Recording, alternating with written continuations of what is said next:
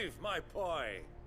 Rutherford informs me that we owe you our thanks. Hadn't intended for you to get involved, but such are the times we live in, huh? I would have done the same for anyone else.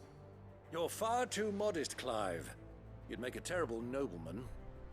But tell me, is the realm truly in as dire a state as Rutherford suggests? From what little I saw, you were right to be worried. I suppose I should have expected the worst. But I was rather hoping the great and good of the realm might have things a little more under control. Alas, it seems that firm leadership is in short supply these days, and without it, the people are bound to lose their way. We must move quickly. But where do we start? True, the challenges that face us are many. But in my estimation, there are two key areas to be addressed before any other. The realm's armies and her larders. As you've seen firsthand, it's every man and woman for themselves out there. Certain cities have banded together to try and maintain some semblance of order, yes? But such cases are few and far between. And yet, the only remedy for the chaos that faces us is unity. A unity that transcends even the borders laid down by our ancestors. In short, if Storm does not stand together, she will fall apart. But how would one even begin to unite the realm? The armies, my boy. As I told you already, we begin by restoring order among the ranks of those sworn to maintain it. Sadly, I doubt I could convince even the lowliest gaggle of privates to dig a latrine together. But I do know someone the High Commanders have been known to listen to on occasion. Field Marshal Eugen Havel. I thought he was retired. He was, until an Akashic army tore through Randalar and killed most of the rank and file. There is no man alive more capable. Literally. And as luck would have it, I've already spoken with him on the matter. Of course you have. And he's agreed to help. On one condition. That he first speaks with you personally.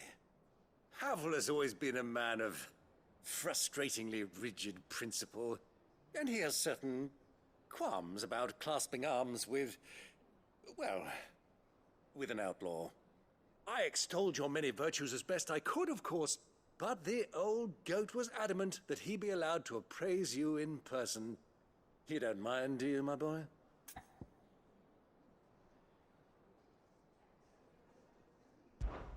Of course not. As long as chaos reigns, we will never build a better world. I'll do whatever it takes. And if the Field Marshal wishes to speak with me in person, then so be it. That's the spirit. I'll leave for Randalar at once. Would you send a Stolas? Of course. Rutherford is already in the Dhalmekian capital. I'll have him tell Havel to expect you forthwith. Excellent. Thank you, Uncle. No. Thank you, Clive.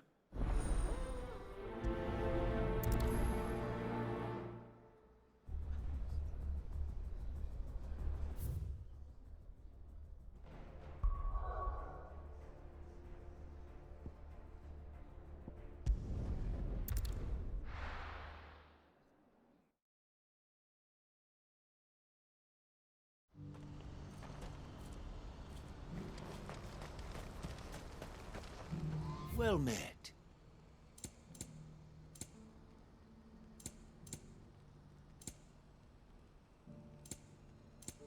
Farewell.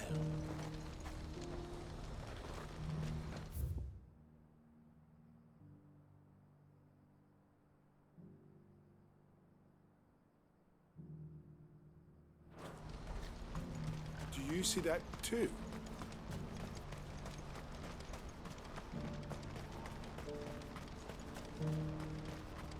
Papa?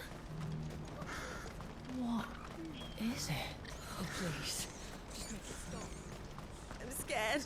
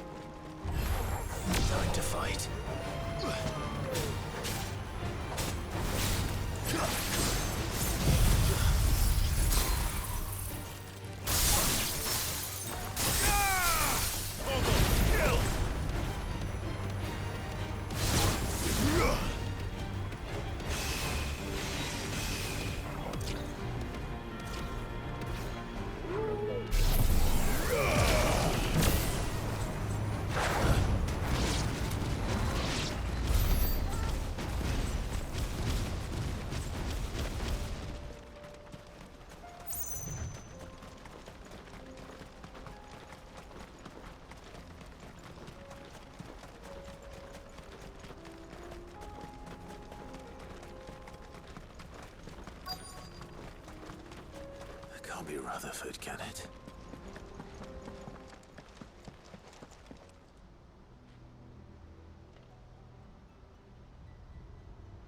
Turncoats and cowards, the lot of you! If it's a fight you want, it's a fight you shall have! Allow me. I don't need your... Please, Field Marshal, oblige him. This won't take long. You're right. It won't. Men, finish him.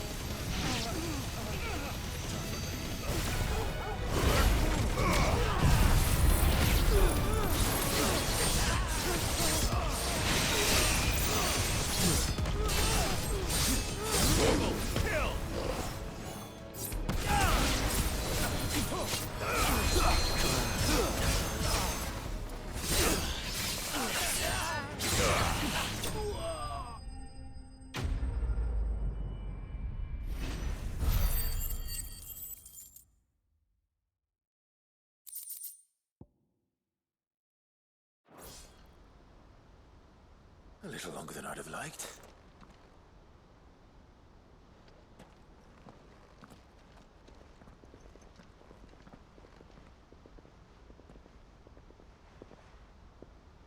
Field Marshal Havel, I presume. Are either of you injured? No, my lord. You arrived just as our escort turned on us. Fucking traitors. I'd heard reports of soldiers in the outlying regions abandoning the oaths they swore. But I hadn't thought the corruption had reached so close to the heart of the Republic. It's a fucking disgrace. Your interfering old bastard of an uncle tried to warn me, of course. My Lord Marquis. Or is Sid the Outlaw more to your liking? Call me what you want. It doesn't change who I am, or the urgency of the message I bring. My uncle has a plan to right the realm, and he needs your help to see it through. Before I agree to anything, I'd have you answer one question. What do you stand to gain from all this? I won't deny that I might benefit from further chaos. But I seek a new beginning for all of us. And while the choices I've made may not always have been the right ones, I know I made them for the right reasons. For so long, so many of us have been told how we could live, how we could die, when it should have been our decision all along. Now we have a chance to put things right. But in order to take it, we must stand together. Even if it be beside those with whom we don't see eye to eye.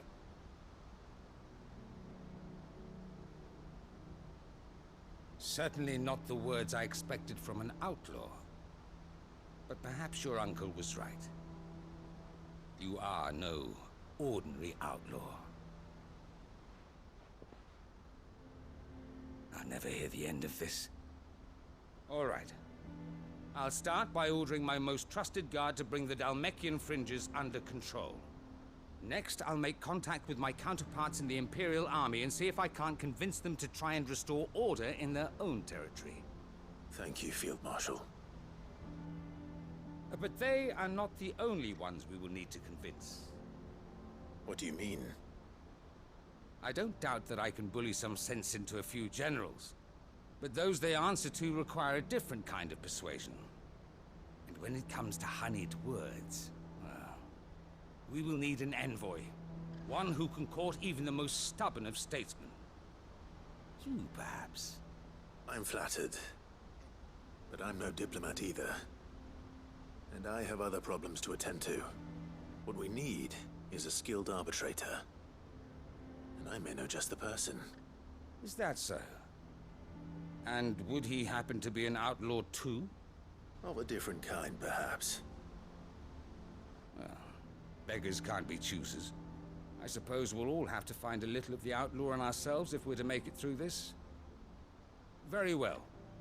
Send your man to me right away. I shall.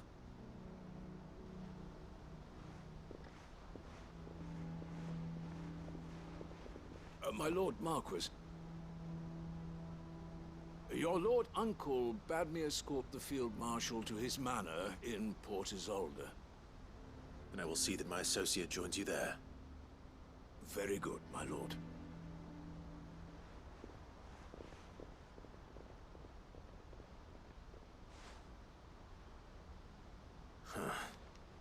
An envoy.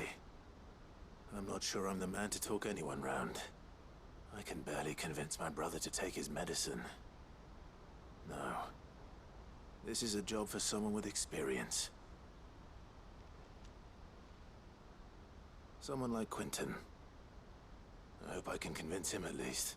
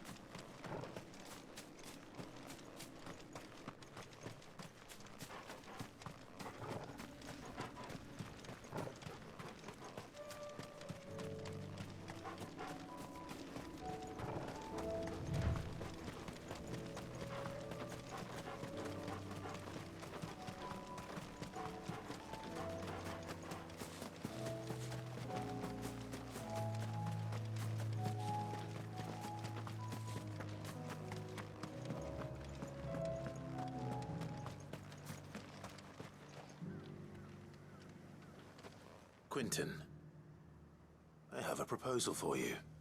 Do you now? Something tells me you'll be asking more of me than a cask of Gotand gold. Go on then. Propose.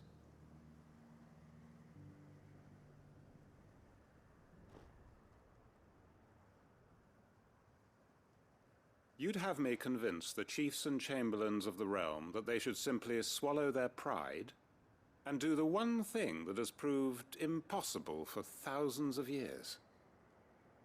Was there anything else? Perhaps I can fetch you a meat pie as well. I know it's a lot to ask, but I can think of none better suited to the role.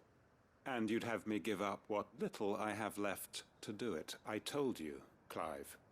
The people of Lostwing are my family, and I cannot abandon them. You'll have to find someone else. I'm sorry to hear that. So am I. And why might that be? What he's asking. How's it any different to what you've done so far? They want you to speak for those who can't speak for themselves. That's what you do best. If it's the vineyard you're worried about, We'll see that the grapes are picked and the tons filled. You know we will. It's not that. Then what is it? You said yourself we're family. Don't you trust us? You know that's not what I'm... Then what are you saying? That only we are worth saving? Why turn your back on everyone else? You convinced us we could build new lives for ourselves, and if you can do that, who's to say you couldn't convince the entire realm? A stirring argument. I fear that any rejoinder I make might fall somewhat flat by comparison.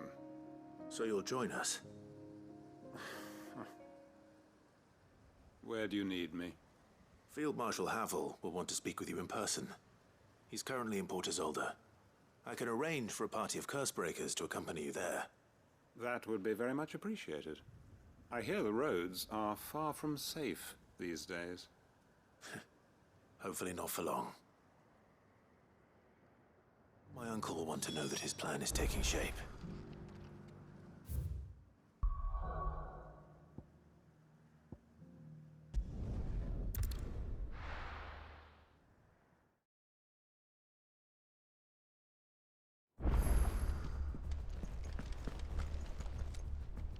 Uncle, I bring good news.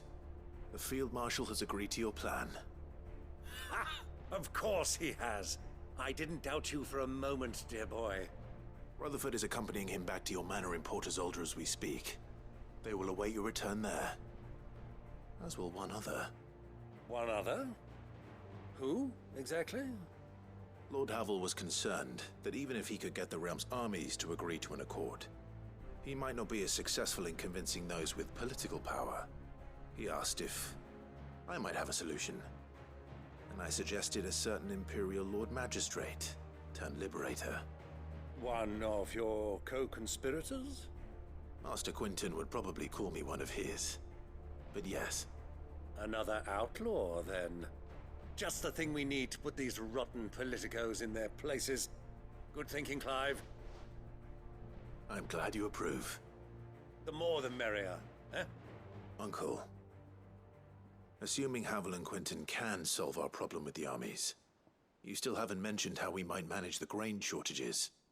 Oh, don't you worry, my boy. The 7 high houses will be seeing to that. They have all agreed to make the most generous of donations.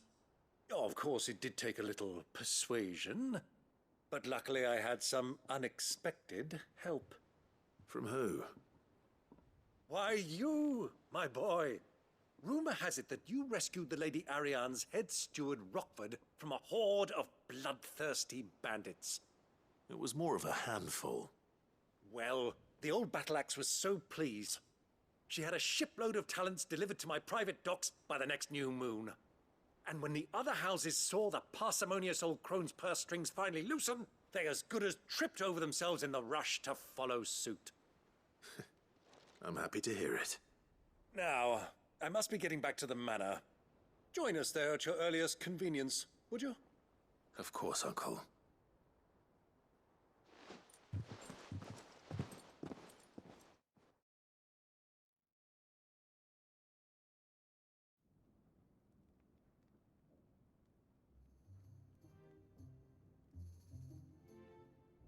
And how, pray tell, will we get that grain to the capital if the roads are still overrun with Akashic? You'll find another bloody road.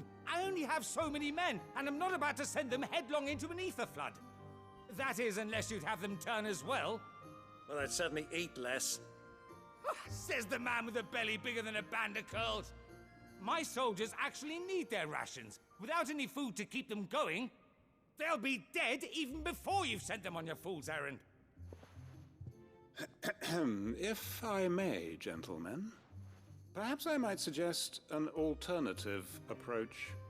Though supply routes are indeed disrupted, there is no shortage of ships. Indeed, they bob away in every bay from here to Randalar, awaiting a safe haven. Allow them to make port and fill their bellies full of grain. And once those who crowd the cities are fed, ferry the displaced back to the countryside to work the fallow fields. But I'm sure that you wish to continue your discussion. Forgive the interruption. Two such firm friends as yourselves need no help from the likes of me. Rutherford spoke fondly of the great bond between you. Us? Friends? I can't stand the man. Clive, I'm beginning to question the quality of the company you keep. And what kind of company were you expecting him to keep? The man's a criminal. Criminal? How dare you?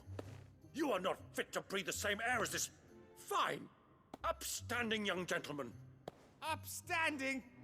He calls himself Sid the Bloody Outlaw. Once more onto the breach.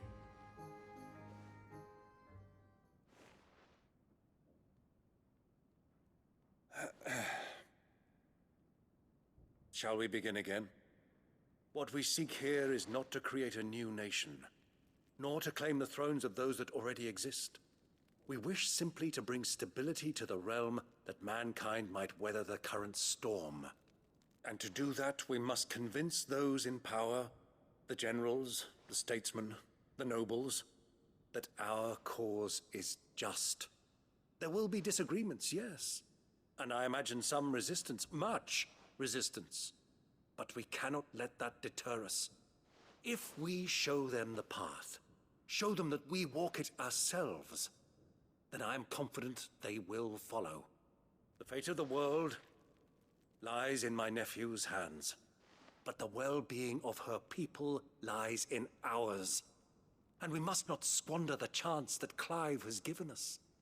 Uncle Byron, Now, with that settled, let's move on to the signing of the Accord. For what great moment in history hasn't been accompanied by a little ceremony?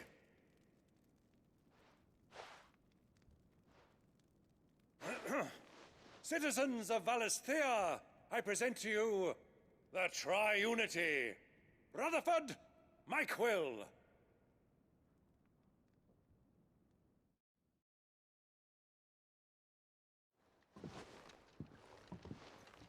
Well, my boy, the stage is set. that it is. This is the role you were born for. Now I ask only that you trust in the talents of your supporting cast. We shall play our parts to the best of our abilities, that you might have the opportunity to shine. The realm needs its Sir Crandall. And there is no better Crandall than you, Clive. I want you to keep this signed accord as proof of our faith in you. I will. Thank you, Uncle.